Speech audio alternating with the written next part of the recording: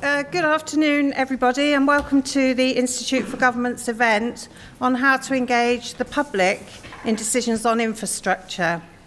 I'm Debbie Dorr. I'm the Chief Executive of the Association for Project Management, and we're the chartered body for the project profession. I'm really pleased to support IF, the Institute for Government, today on a topic that is so critically key to the success of projects and how they're delivered.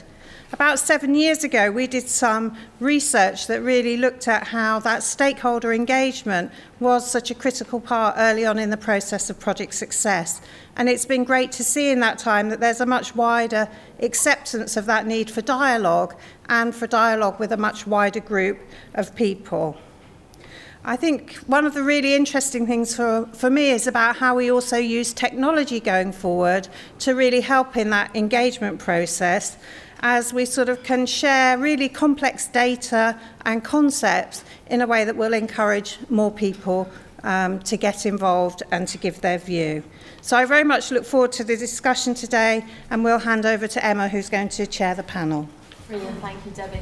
And welcome everybody to the Institute for Government.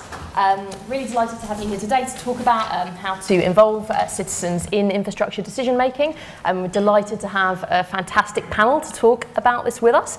This is something that the Institute cares a lot about. Last year we published a series of reports looking at infrastructure decision making and how to do it better, made a series of recommendations, and one of the things we pulled out was the need to really engage citizens in these decisions, both in individual decisions, and we can point to how many of those have been challenging, whether it's airport expansion or high-speed railways, but not just in individual decisions, in overarching strategy, whether it's on infrastructure or other policy issues. How do we really involve citizens in these big decisions so they feel like they have a stake and support them when they occur? So we've got a great panel to talk about this.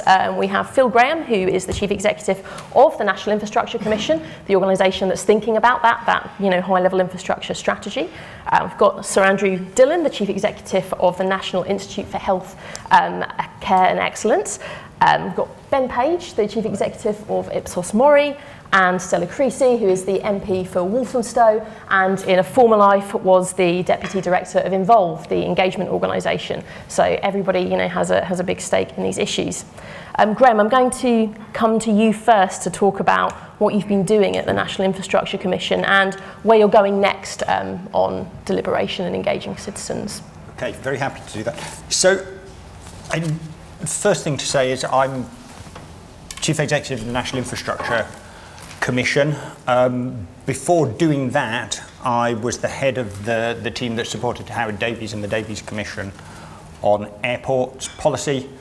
And before doing that, I was leading the development of the government's HS2 strategy. So coming back to your particular challenging issues, I've sort of covered off most of them. And the approach that we've taken to public engagement at the Commission builds very strongly on the experience that I had with those projects. Next thing, sort of high-level thing to say is that I think public engagement is really important across all forms and effective publication of all areas of policy, but it really makes a difference on infrastructure. I'd say for four reasons. One, everyone has experience of it, but people come at it from very, very different perspectives, and in particular, you need to balance between sort of what you might call national benefits and local impacts, and understanding public priorities and perceptions within that is hugely important. Second, although people have very strong opinions on it, the technical nature, the interconnectedness, the hidden workings with how infrastructure is actually operated and developed are often very opaque, very complex, but absolutely crucial to making policy that works. So building public engagement in a way that enables a more informed debate about these issues is really, really important.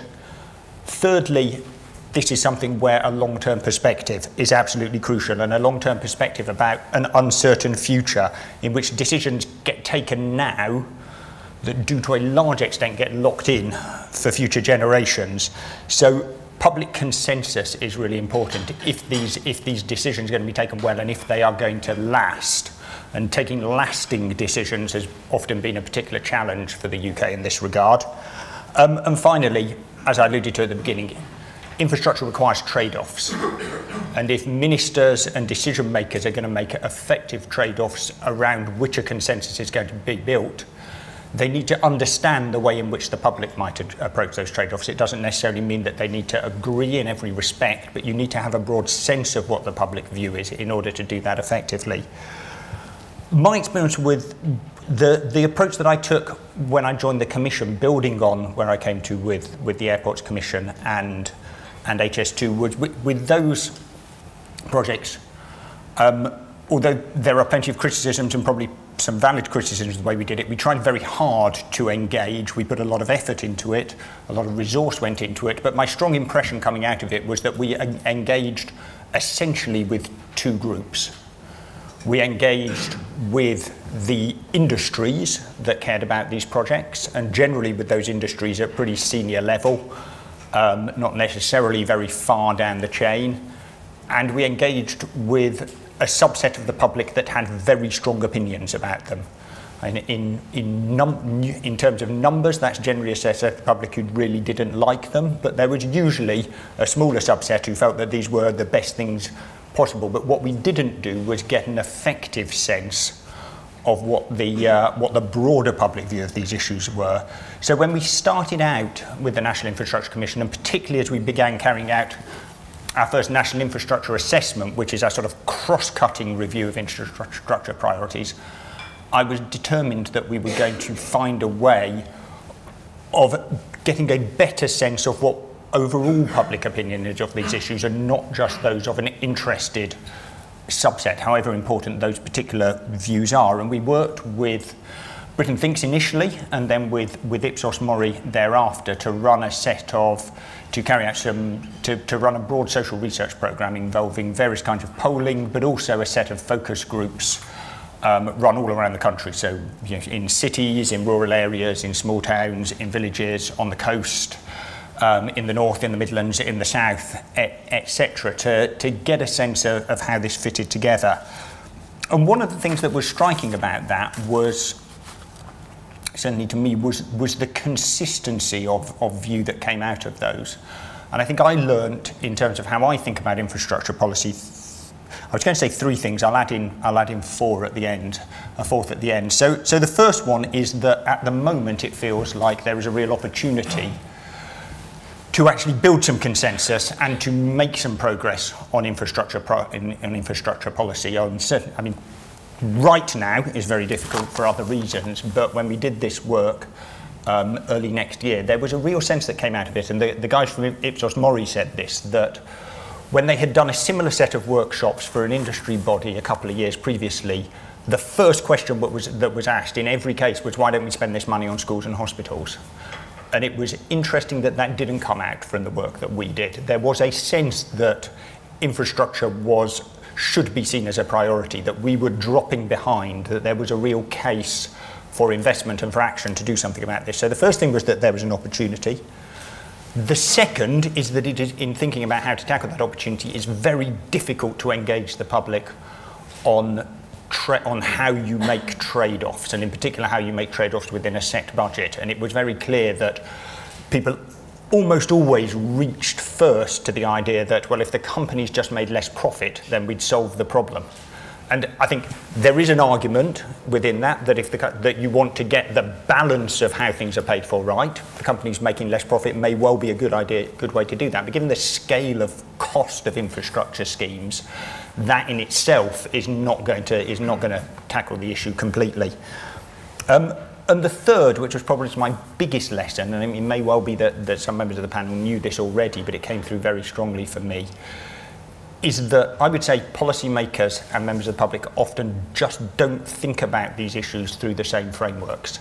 And in particular, I would say to hark back to my degree, I did a philosophy degree. Policymakers are generally utilitarians.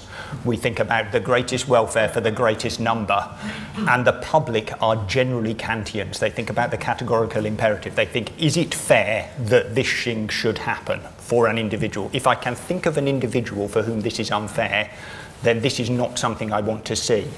And unless we can think about ways of sort of bridging some of those that divide and actually not abandoning the welfare argument, but making sure that we think it through from the sort of the fairness lens as well, then we're probably not going to make progress. And the final thing I learned was just that if you ever want to make progress on your policy, get David Attenborough behind it. In every single one of these events that we did, wherever they were, the first thing that came up was plastic in the ocean and what that meant for recycling. And that is a very fair point. These voices are, you want a voice in the country that's trusted, that's probably the first one that you turn to. So this was a really great process for us, and we entered this social research process not knowing what we would get out of it, but actually it fed very directly into some of the decisions that the commissioners took, particularly on water and flood defences, where the recommendations that we came to around higher standards of resilience and around moving from a sort of value for money based approach to allocating funding to the idea of a national standard for flood defence were driven very much by this idea of sort of trust and fairness. So going forward, I want to do more of this, and going forward because I'm very keen on jumping on bandwagons, and there's a very important bandwagon sort of generating pace at the moment around this in other areas, drawing upon the Irish experience. We're looking at how we can go beyond social research and do a piece of deliberative democracy to look at some of the infrastructure challenges we face. And the one that we are intending to focus on is how we tackle congestion and how we pay for our roads going forward, because this seems to me a classic example of this sort of welfare versus fairness debate. The welfare economists say, well, it is obvious, you can tackle congestion by charging for road use, and it is obvious that you should do so because the benefits that my model creates are huge and are much greater than the benefits that any other option of building roads and so on can come up. So why would you not do this? This is a no-brainer.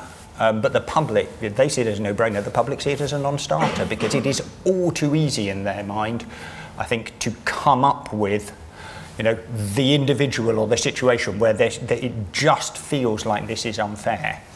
And what I want to do is to see whether, by starting to look at congestion more broadly in the round, by starting to have a conversation about how that affects people, but also have a conversation about how changes in the way we use and own vehicles, changes in the way technology operates might change some of those calculuses. Can you have those? We might sort of move towards a more informed debate about this. So that's where we are. We are increasingly sort of evangelists for creative, for interesting forms of public engagement in this sphere. I don't think that will ever get rid of the need for structured, formal public consultation of the kind that sort of more processes that are closer to the very decision-making element, like HS2, like the other planning processes are going to need. But I think when you step back to an earlier place, I think there are probably more interesting ways to engage the public and ways to get a better answer, and that's what we want to explore as a body that sits a little bit further away and is providing advice and recommendations, but not taking the decisions itself. Thank you, Phil. Particularly for the unexpected foray into moral philosophy. Andrew, always a pleasure. Andrew, I'm going to come to you next, and I think I want to hear particularly from you about your experiences in another sector. So, as the Chief Executive of NICE, what have you done on public engagement, on deliberation? I know that NICE has a Citizens' Council, for instance, and what do you think your experience could mean for sectors like infrastructure? Sure. Well, for those of you who don't know, NICE provides advice to the health and care system on ways to get good outcomes from the use of interventions and different forms of practice, but also advises the systems and those who've got stewardship responsibility on the most efficient use of resources. So we're interested in effectiveness and cost effectiveness. And I mentioned that right at the outset because it's this issue around cost effectiveness and judgments about value for money, which are the most controversial aspects of the work that we do, the stuff that sometimes gets picked up in the media, on which our engagement with the public is really very important for reasons I'll come on to. And we've been at it for 20 years. It's our 20th birthday this year, so we're all grown up. and ready to leave home, go off and see the world. When we were set up, it was very much with the expectation that we would do what we do in the public gaze, so that we would be completely transparent about the approach that we take to gathering an evidence base and interpreting it, and then we go out and explain and defend the decisions that we took. And that in order to do that effectively, we needed to involve everybody who was going to be affected by the decisions that we took. And that obviously included everybody who uses the health and care system, so the public, as well as lots of other stakeholders in the professional groups inside the health and care system, the life sciences industries that have an interest in our work on technology evaluation.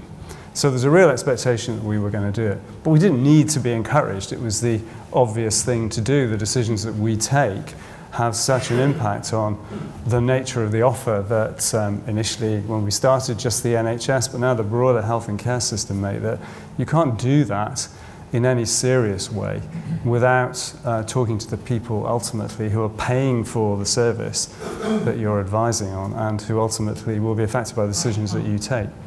So we engage with the public in two principal ways. We involve the public in the development of the methods and processes that we use to interrogate the evidence bases that we look at, to address the questions that we're dealing with. What do we do with this new drug? How do we approach the most effective way of sequencing treatment for type 2 diabetes? What are the best arrangements for effectively managing the transition of people from hospital care into residential homes? All sorts of things that we look at. And we need to write methodologies that enable our independent advisory committees, the groups that we set up to answer these questions, to look at the evidence base and to use a rules-based approach to interpreting it and formulating their recommendations.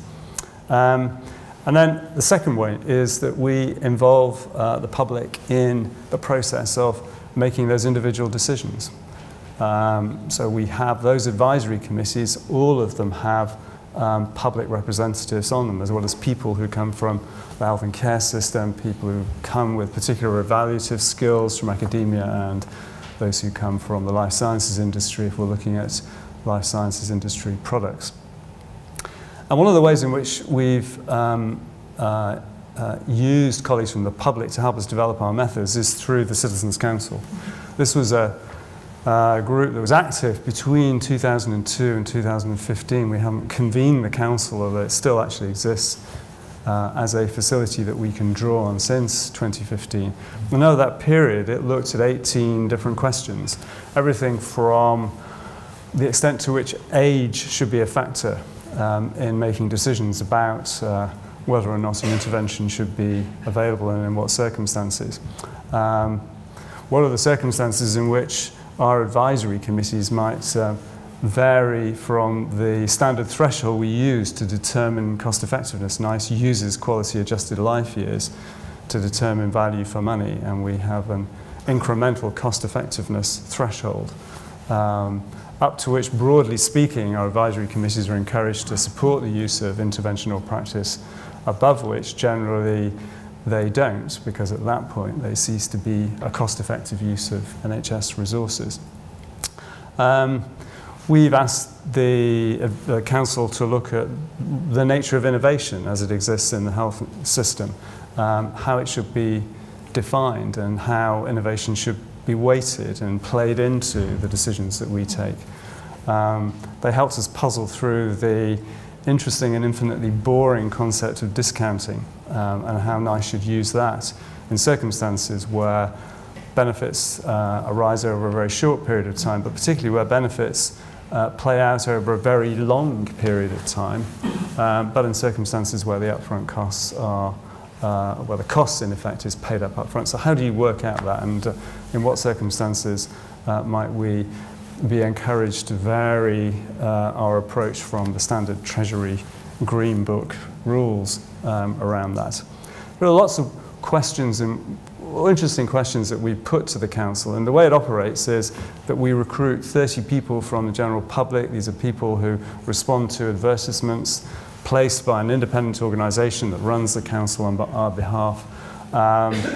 They're people who've got no connection with NICE, no connection with the life sciences industries, no connection with organised patient advocacy, don't work in the health and care system. So they don't come with the baggage that are associated with those particular roles, but they come as members of the public who've got an interest in what the health and care system does, and therefore an interest in what NICE is recommending that the system should do in individual cases. And it's a deliberative approach, so we started off by requiring them to stay in a hotel for 3 days. That narrowed down, that shortened over the years that we've been operating the group. But essentially it's the same thing. There's a briefing for the council on the question, what's the problem? Why are we asking this? What is it that we're uncertain about? And then the council puzzles through that, talking to each other, drawing in experts when they need to do that, discussing and formulating the decisions that they take. And the decisions that they take, the recommendations, the report they come up with, isn't binding on NICE. It's not policy. We don't have to follow it. But what it does is to provide a really important input into the development of our methods. We can be much more confident about how we advise our advisory committees, our independent advisory committees, about what to do in circumstances in which they're uncertain. And we need to do that for our advisory committees because there's a point at which the science runs out. Anyway, the science is never complete. The evidence base is never complete. But it's not a formula-driven approach to work out whether or not we use a new drug or in what circumstances. The evidence may be very compelling in terms of the clinical effectiveness of the treatment. But if the decision is challenged by an intervention that's close to or perhaps just above the cost-effectiveness threshold that NICE might normally use, what circumstances should we say we'll do something different? And the advice that we've got from the public just puts us in a much better position to give a steer to those advisory committees on how they should work in those circumstances. Brilliant. Thank you, Andrew. I'll come back with lots of questions on what NICE does when we come to Q&A. Ben, I'm going to come to you next. You spent a lifetime doing public engagement, consultations, deliberation.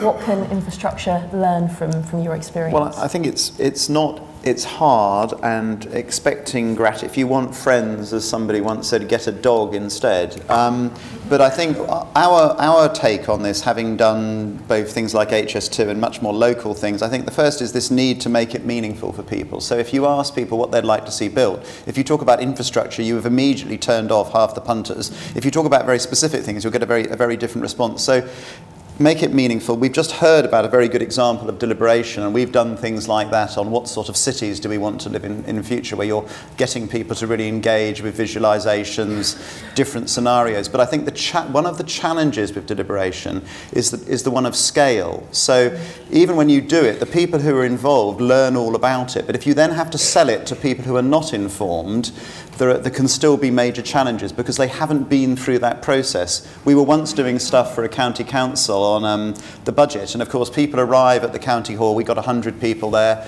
and they're saying, well, this is a lot of money wasted around here. Look at this huge building. We can then after the efficiency savings and austerity has been explained by the CFO for an hour or two, at the end of the day, after a day of deliberation, the whole group says we'll pay more tax. And the county council then says, and how long would it get to get the population of this county to attend one of these sessions? You know, so but that's the problem, because meanwhile everybody else out there believes local government wastes money and all the rest. So that's one of the challenges, but that's not a reason for not doing it, because the process of deliberation is extremely useful in understanding how people reach judgments. If you're doing it carefully, which you can then use in communications, because you'll know that this particular issue drives the argument. So, for example, on housing developments, we've seen massive local opposition, and then you say, so this area needs more housing and jobs, 60% are opposed. You add 4 words to that sentence, which you know from the deliberation, so young people can stay.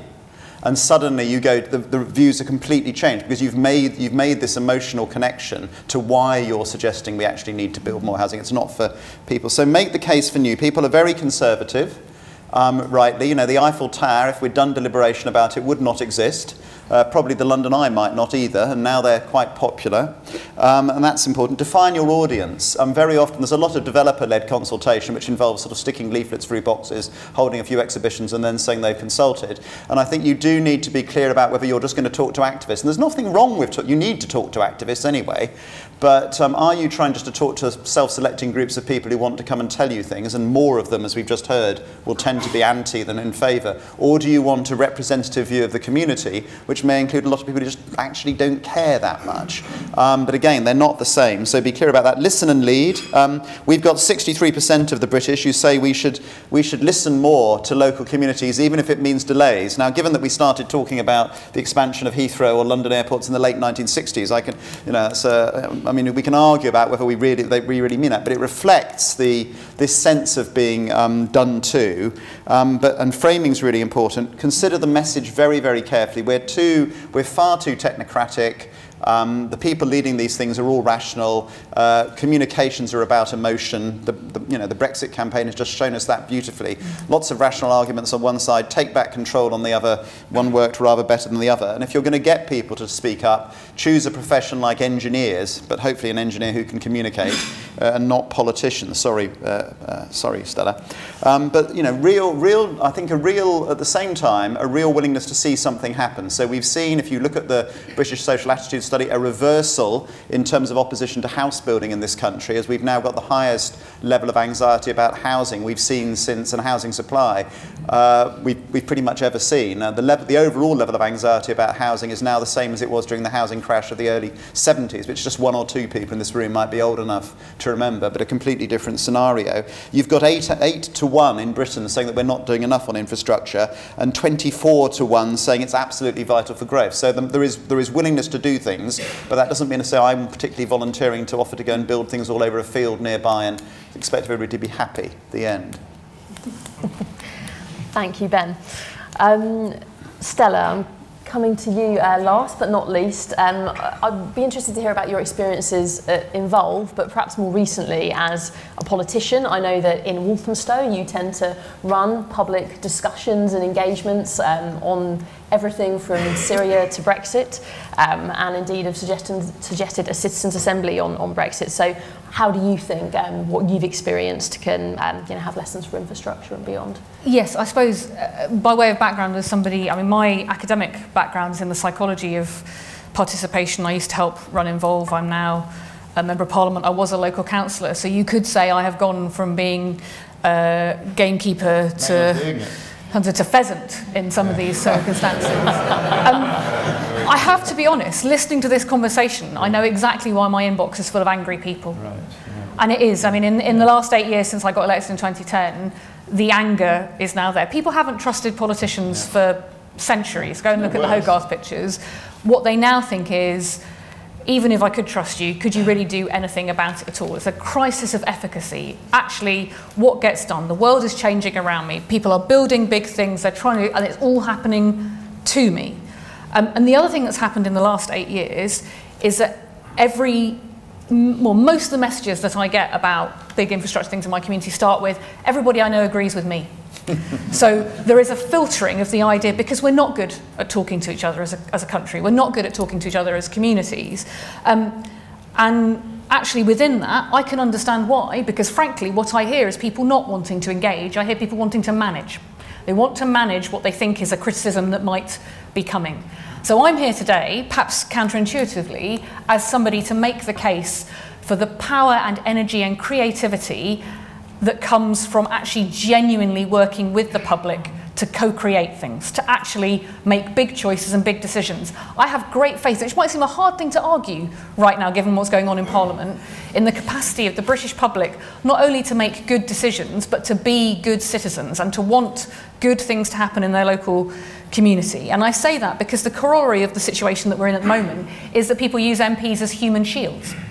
I've got to the point now where I say to a lot of public service organisations in Walthamstow that I will not have private meetings with them, because what they want to do is brief me about something so that I then go back and take the brickbats that come from the local community about something they might think is a difficult choice. I refuse to do that because I think my community is not children. They are people capable of engaging in difficult conversations, whether it is about the future of healthcare in my local community, whether it is about the future of my local town centre and housing. But if you treat people like toddlers, are you surprised when the reaction you get back is to throw your toys out of the pram? In that circumstance then, for me, I've always had a belief that it's about you should blame the process, not the public, if you don't get the answer that you want. Because actually, if you haven't worked with them, if you haven't treated them with the respect that you would want as somebody, if you don't see an issue as too difficult, too complicated for mere mortals to understand, then you do get the reaction you get. What does that mean then in terms of how you move forward? First of all, it means you should never have a process where you're only offering people a binary choice, and that's one of the problems we have in Parliament right now. I have an aye or a no lobby to walk into, when most of the decisions, most of the issues we're dealing with are complex. So if you only offer people acceptance or rejection, then you either get the people who want to come for a fight or the people who don't want to turn up at all. If you take nothing away from this meeting, never ever run a session where you come with PowerPoint. Because who here wants to sit through hours and hours of slides being told something they already know? If you want to do creation with people, you don't ask a question that you're not prepared to hear the answer from and react to it. Now, that doesn't mean you have to agree, but it does mean you have to engage. It also means that you shouldn't segment people. So often what you get is, oh yeah, well, we've gone to speak to the activists, but then there's the silent majority. Somehow, it's a very pejorative way of talking about both groups of people. In my local community are people, yes, who are more willing to sit through long meetings than others, but all of them have interesting contributions to make. As a local MP, I've never had a good idea myself, but I've been able to build processes to hear what people in the community have to say, whether it is on issues around how you tackle the impact of austerity in my local community, whether it is on issues around knife crime, or whether it is indeed on issues around infrastructure, and then even on things like Brexit. In order to do that, people do need to be able to interact with people who they think they might disagree with. And that means you need a process where it's not about one side winning or losing, but it is about the priorities that you set as a community and asking people to say, okay, out of all of these things, what would you pick above the others, and giving some feedback on it. What does that look like in practice? So at a local level for me, when we've had healthcare reorganisation, an incredibly difficult subject, and I frankly forced my local CCG to come and meet with local residents to talk about where they might be moving and indeed closing doctor's surgeries. And what was more transformative was watching the CCG listen to local residents say, well, look, that's up a hill, so of course we wouldn't go up a hill, but actually if you were able to move to this one, we would accept reduced hours because we know we could get to it. The public have information that you don't have access to. If you work in a different way, it will help you make better decisions, not them understand why the decision you've made is the best for them. What does that mean at a national level? Look, Parliament is in gridlock because you've got people who have very strong opinions about Brexit and a process that is binary. Actually, one of the reasons why we've been proposing a citizens' assembly is not because we think those big decisions, those big strongly held views about whether you leave or remain will change, but because it is about trying to say, rather than this being a yes-no decision all the time, what is it you value most? What is it should guide us? And therefore, what are you prepared to compromise on?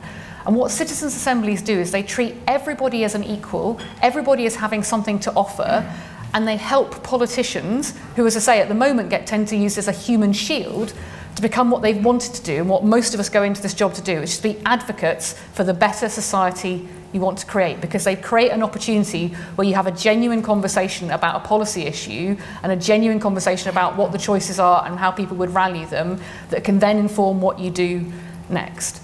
So I sit here today to say not that the way in which we work now is good, to absolutely agree that nobody should do consultation, because if anybody's got a realisation about why the traditional forms of consultation don't work, they should just go and look at what Nick Clegg did, where he said, we want to consult on what government should be doing, and people sent them recipes for beef casserole.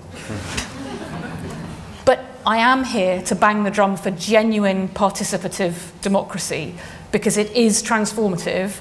And frankly, if you look at the counterfactual with how we're doing things now, if there was ever a time to start genuinely taking back control to the British people, and not seeing it as a fight between decision makers and the public, but about that co-creation, it is now. I fear very much not just on infrastructure, but on our capacity as a country to move at all if we don't change the way we make decisions. But I also sit here as a Turkey who has voted for Christmas at a local and a national level to tell you it's possible to persuade everybody to be a vegetarian. Thank you. Thank you, Stella, and to the rest of the panel. Stella, you make a really interesting distinction between managing public opinion, consultation, and co-creation, the act of really thinking about what you want to see and listening to the public. And I just wanted to ask the rest of the panel before we come out to the audience, to what extent do you think at the moment government is doing the latter, is actually doing co-creation, is listening to people and actually changing decisions on the basis of what they've heard? And indeed, could you point to any examples where you think that has happened? Well, I mean, I would... so I have two thoughts. One, just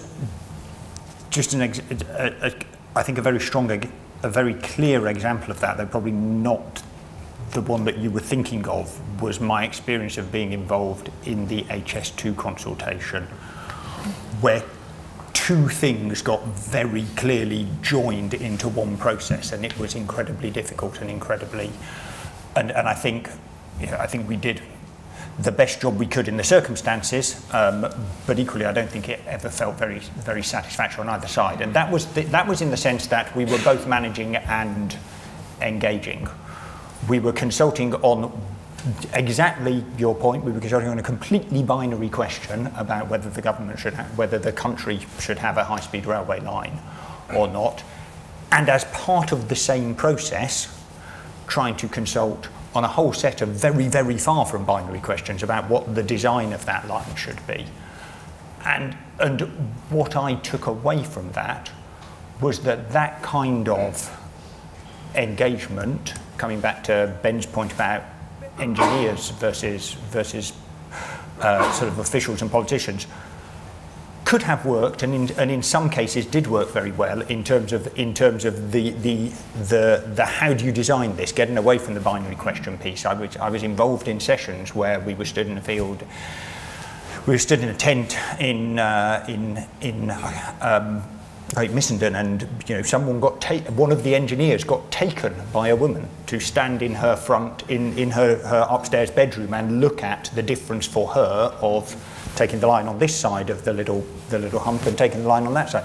And that, it wasn't perfect, there was a lot of antagonism, but that generated, exactly what you're saying, that generated new information that the team developing this didn't have. It led to a better project, and that was great. But the managing process was entirely unsatisfactory, because we were saying that we were having a sort of open discussion about the case for this line, and we did have an open mind. You could have said no, but we weren't presenting any option other than have it or don't have it.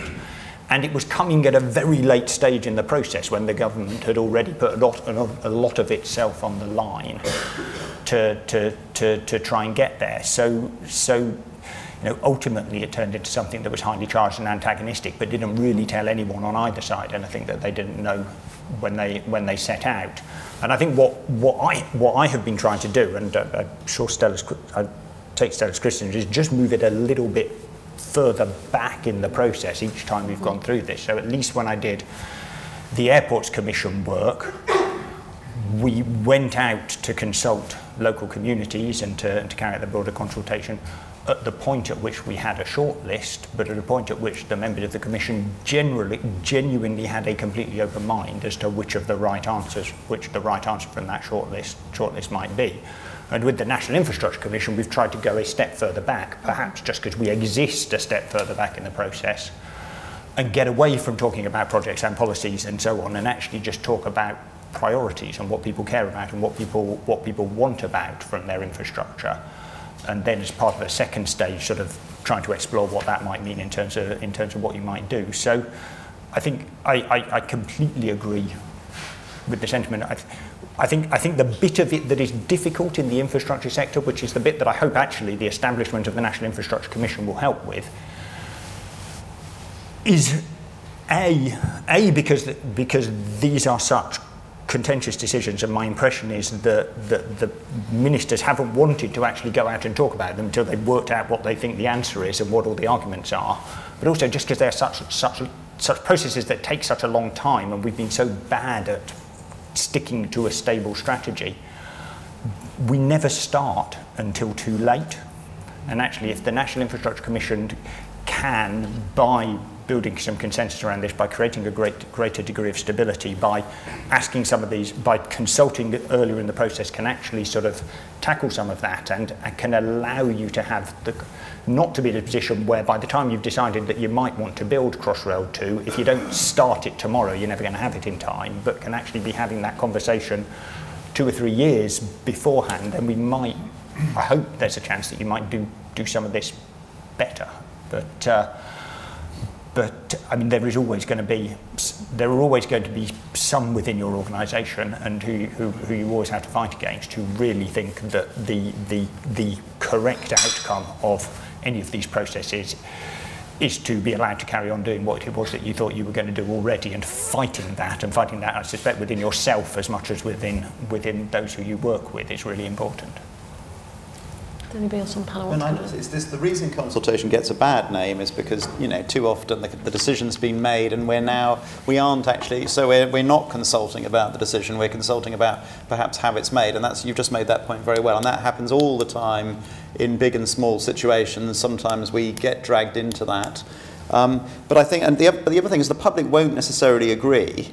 And it's hard for people, whether you're looking at technology, architecture, or infrastructure, for people to imagine what things will be like in the future. And that's not saying we shouldn't do it, but in particular it is difficult, and sometimes somebody will have to decide, and ultimately that's why we live in a representative democracy, because we have you to make those decisions for us. Often we give decisions to politicians that we're actually unwilling to make ourselves. I mean, I find when I'm doing budgetary decision making that you might find up to half the public, when it's really difficult choices, will actually refuse to answer, because they don't they don't want to be confronted with the choices that politicians have to make.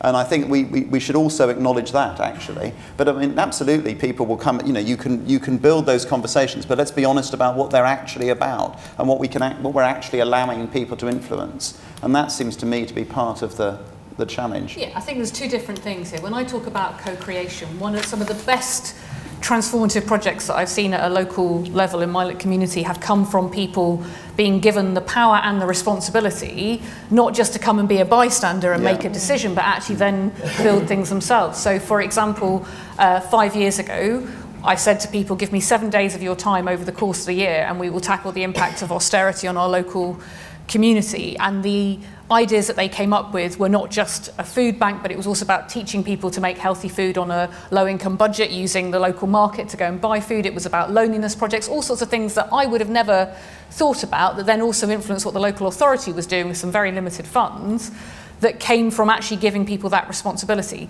That is something different from what you're talking about, which is one of the things I try to do as a local MP, is show my homework. Because you're right, not everybody is going to agree with the ultimate decisions that you have to make. But one of the things that we do in our politics right now is somehow suggest, in psychology we call it the quiz show thesis, which is that somehow the people who stage a quiz, and maybe Jeremy Clarkson now is disproving this, are intelligent because they know all the answers.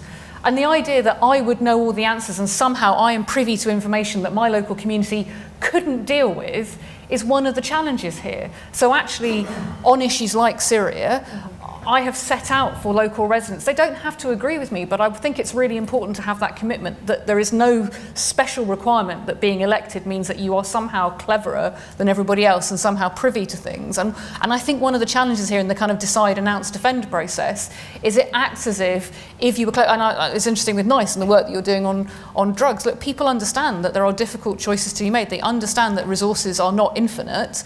They also recognise, we've got people in Walthamstow, we've got 400 people now who are in a league with each other competing on the number of steps they can take every day as part of how we're tackling diabetes. Having healthcare conversations with those people in that environment is a different concept.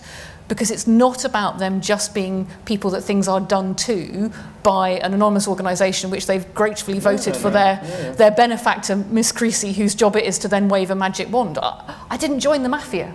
You know, but people will sometimes come to me like I have these magic powers. Showing people your homework helps to dispel the myth that there is actually a magic solution out there, and be part of those conversations. Just one thing, which just to build on something Stella said, one of the things I've seen particularly in NHS reconfigurations, which also get highly exciting when we're going to close hospitals or move them, but one of the things that's distinguished some of the more successful ones is having nothing that can be FOI'd, because everything is in the public domain. And so then this suspicion that somehow there's a hidden agenda, there's secret information. And so that's something that has been effective. And actually, you know, the concern and anxiety about transparency, you know, the solution, hiding it is worse than putting it out there. Because there is nothing to FOI, then, you know, they can't say that, you know, we've been unclear or haven't been honest and open.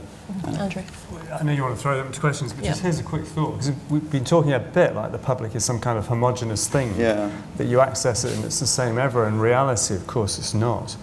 Unless you use a deliberative approach like a citizens' assembly or a citizens' council, and very carefully assemble a group which is, as far as possible, representative of the community, what you're dealing with, and certainly it's true for us, are interest groups.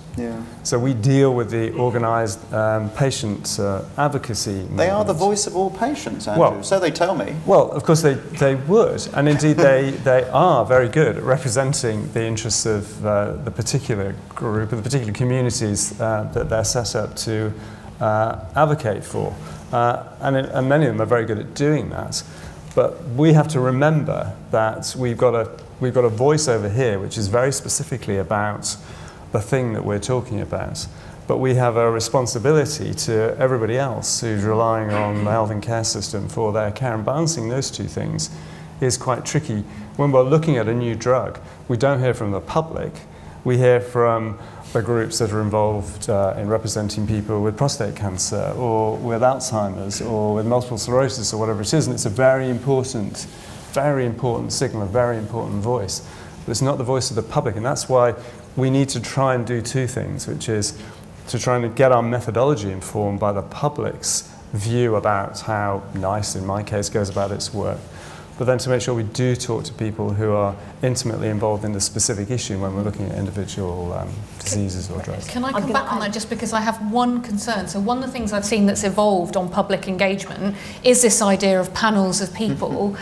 And actually one of the challenges I see at a local level is that the champions who are chosen, particularly in healthcare, tend to be the people who are more palatable necessarily than the people who are authentic. So I think you're right to want to try and say, look, okay, there's a particular group of people who have a particular interest in something. There is a real risk that that is used to exclude dissenting voices, and actually that for me goes back to the process that you use to make decisions and how you can have both in it, rather than the kind of, oh, we've got to use a panel but we've appointed those people. If you appoint people, then of course people think they're suspicious about who they are. Yeah, so what you do is you have to balance that with public consultation. So it isn't just, you're not just relying exclusively on that group of people with the baggage that they might come with. You expose the decision to wider consultation. Sure, yeah, you tend still to get the vested interest, but you've got a better chance of getting a broader community view on it. And also the other way of handling that is not to just handpick people you like, but to, as we do, put out to open advertisement the opportunity to come and sit on our advisory. At that point, I disagree, but we need to take the questions. To your questions. So I'm going to take 3 questions at a time. If you could tell me your name and where you're from, that would be great. Okay, I'm going to go right to the back, the front here, and the front here. Thanks. So if you just start. Hi, I'm Tony Travers from the LSE. Buried in the question is the implication that, particularly when it comes to physical infrastructure, forget some of the more local and health type decisions that are also being discussed, the idea that if it were possible to do this better, it would be easier to deliver projects in a more popular way and more quickly. And one of the things that always strikes me about discussions, particularly about substantial infrastructure, including some local infrastructure, is that obviously the costs are borne by a small number of people in the short term, and the benefits are to a much larger number of people potentially in the longer term. And with that in mind, there are rarely effective ways of compensating those who are going to have to put up with the short-term consequences in order that others may benefit in the medium and longer term. And it seems to be the incapacity of the system to provide greater rewards for those who have to put up with short-term dislocation is a significant barrier to delivering, certainly larger projects. It doesn't work for everything, but larger projects. Thank you. And then, sorry, can we go right to the back? Woman in the green jumper. Thank you. Thank you. Francesca from Arup. I thought there were some very interesting sort of topics and things put forward that really could do with development. But one of the things that I'm interested in is how the concept of trust and building the public trust. So regardless of whether you're presenting a binary choice or however you present this consultation, I think there is a real kind of decline in public trust in organisations that are presenting these big infrastructure projects for consultation, and it's I'm curious how you would approach that particular element, because if you build trust, you'll probably get more people involved in the consultation, because if you don't have the trust, people are like, well, I won't engage because I don't trust in what they're saying, or I don't trust they're going to deliver, or that similar sort of discussion point. Great, thank you. And then just here at the front. Hi, I'm Tom Saunders, Head of Public Engagement at UK Research and Innovation. I'd be really keen to hear your thoughts on how do you get senior buy-in for meaningful public engagement. So a lot of public engagement happens, but how do you get senior politicians and decision makers to really believe that it should be a core part of the process? I think a lot of it, as currently happens, is a report is handed to someone to say, here's what the public think, but does that change minds, and do you have other ways that you've gone about it in the past? Great, thank you. So we've got compensation, trust, and getting senior buy-in. Who wants to start? Well, okay. So I'm just going to agree with Tony that the short-term compensation for long-term benefits. Clearly, there's more that we could do, and there's clearly an issue, particularly around some housing developments and new communities, about being clear about what infrastructure will be there, and where the housing goes in first and the infrastructure then follows on later is, deeply problematic. So I'll just agree with that. Francesca from Arup. I mean, trust is not in terminal decline. There is some evidence that trust in large institutions is falling, but we're actually got a report coming out in April called The Truth About Trust, because it's more static than you might think. And actually trust in scientists, professors has actually all been rising. Trust in science is definitely rising in this country, despite anti-vaxxers and conspiracy theorists, etc. Trust in politicians is absolutely the same as in 1983. Well, not very good, but it's not got any worse. And I mean, I think in terms of persuading politicians, I mean, I've worked with ministers since 1998 on this sort of thing, and it does seem to be a sort of, you've either got it, you either believe in it or you don't. It has to be almost a sort of spiritual thing. I'm not sure I've ever convinced somebody who's really anti this, or I can remember a cabinet office minister saying, I'm not going to build the gallows to hang myself on, i.e. do some consultation that's going to show that what I'm about to do is unpopular or something. So it is hugely, I think there are lots of things one can do to reassure them that it's not actually dangerous, and that you can, so I wouldn't like the word, manage it and hear different voices, etc. But it does seem to be a spiritual thing. It's either in the water or it's not. I haven't seen a convert, but maybe somebody else has.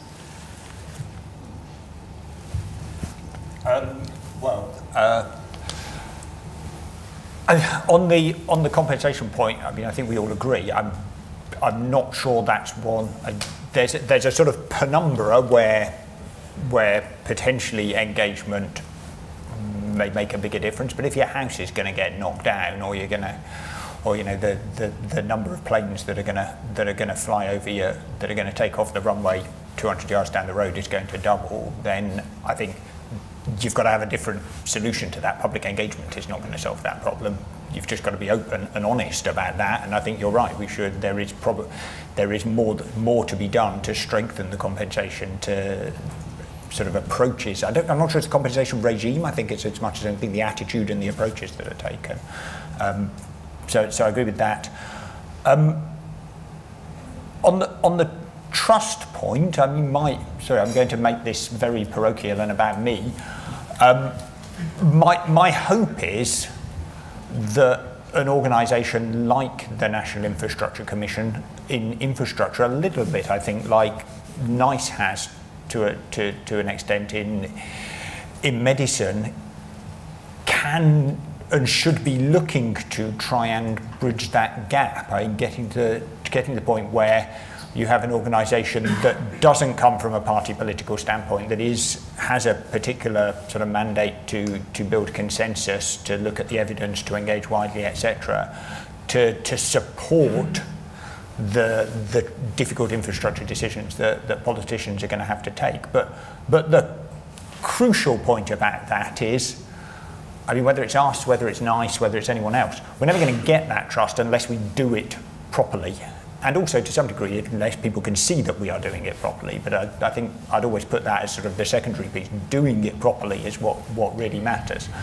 And you know, we are beginning that process, and we're doing our best. I'm sure there's further to go. But I think one of the ways in which we have brought our commissioners, who are very different from sort of political decision makers, but brought our commissioners into this, is that we took them along to some of the focus groups that we held. They all went along to each one, and they all came back without exception talking about them as one of the most interesting and enlightening parts of the process when it came to the decisions that they were going to make. When politicians watch these things and see it, they realise the value, but it's getting to it in the first place, or getting them willing to let it happen. And I always think there is a strange dichotomy here that Stella may tell me is wrong, in that it always seems to me that politicians are very not necessarily brilliant at this, but do think in some of these terms when it comes to the establishment of their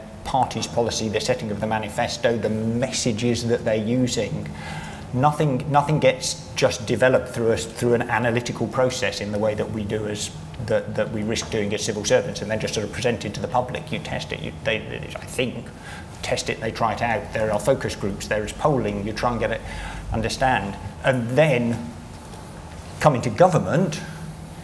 And as ministers, I've often found that it's very much what does the analysis say, what's the BCR, and then how am I going to protect this decision as we go forward. So I think there should be a way of bringing ministers more into this way of thinking, but that's not my sphere of expertise. That's a very good point about reconnecting politicians with their inner politician, because so many people get into politics to try and stop things happening.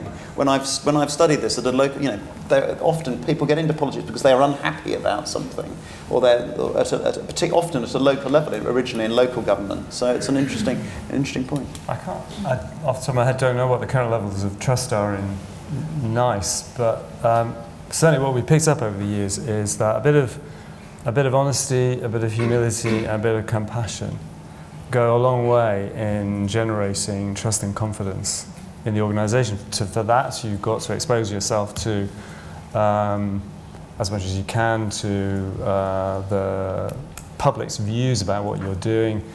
There are ways in which you can do that, obviously, through national media and so on. But it's really interesting the way the public will respond, that even in circumstances in which you're making a really difficult decision and one that's not very palatable, that there's a much better response if you can expose yourself in that way, almost at a personal level. When the decision is made, try and explain and try and understand the nature of the consequences of that for the people who may not have wanted or would have wanted something else out of the decision. Stella, did you want to comment? Yeah, so I think what's interesting about this conversation is one of the challenges is that obviously we are people within a process too, faced with difficult decisions, and the fear that people might not like what we think. And that shapes how we engage in it and our presumptions about it. Tony, I think what was interesting to me about your question is one of the things I always worry about is a lot of our ways of engaging with people presume that people have only one view, that they only think in terms of what will happen to them. They can't also hold a corollary view about what might happen to their community, what the benefits, what the trade-offs are, that somehow the public aren't capable of the difficult decisions and the multiple scenarios that we have to look at in politics. That's not been my experience. And one of the things I worry about is often at a local level, when you get people trying to put forward an idea, put forward an infrastructure project, and the kind of decide, announce, defend thing, is they presume all objections are impermeable. A great example of this in my local community, we've now got a group of people called Architects E17, who are local people who have expertise in building and design, who are trying to get involved in the way in which the local authority is dealing with development in our local community. And to be honest, they don't get a brilliant reaction, which is a real shame to me, because they're not coming saying, we don't want any development, we don't like any of this. They're saying, we want the best for our community, what might that look like? And they would be incredibly valuable champions for other people, that even if there are some short-term trade-offs, and I agree with you, sometimes people are going to lose out, sometimes the compulsory purchase order process just needs to be a lot fairer and a lot quicker for people. But the same people who might be losing their homes are also, you know, it's not they don't care about what will happen next. It's just the way we treat them is that that's the only binary important thing about them. How then do you build trust? Look, you don't make decisions, you don't put up for grabs decisions that you've already made, and there just needs to be more honesty about that as a starting point. You also don't presume that all people can do is whinge. Actually, people have interesting insights and ideas and contributions to make about how a community's moving. HS2 is a great example of this, frankly, for me, because if we think about where HS2 started and our ideas about what kind of infrastructure this country needed, and where we are now in terms of how people are working and the working week and where people might want to travel to, completely different. That's not been part of the process. You are right when you involve people. I think what's been great with Involve, and Tim is obviously here, is the citizens' assemblies they've done on health and social care in Parliament on adult social care have been really interesting in terms of people being part of the process. And that goes back to my first point as well. It's not just politicians who perhaps tend to generalise or be generalised about. It's civil servants and decision makers and all the people before you get to the politician too, who presume this is going to be a difficult, awkward thing, so we've got to find a way for the minister to manage it. You know, we're starting from the wrong end of the telescope. Actually, if you've got an infrastructure project that is going to make a big difference to this country, don't be frightened to work with people, but also to listen to their ideas about how you can improve it, because you might get a better answer than one that you started out with. Politicians and civil servants are not immune to the same challenges that the public have when these issues come to it. It's just right now the way in which we make decisions seems to put one on one side and one on the other side, and some of these conversations, I think, reflect that. You know, just as some politicians are very involved in policy making, and maybe what I do is a bit different, so other politicians are very passionate because, frankly, we are permanently in touch with the public, permanently conscious about the different choices, about how people might react, about the emotional content of it. Don't blame the people, get a better process. Stella, thank you. I'd love to take another round of questions, but it has already gone past, so I'm going to have to draw the event to a close. My apologies. Thank you very much for a brilliant discussion. Thank you to APM, our sponsor.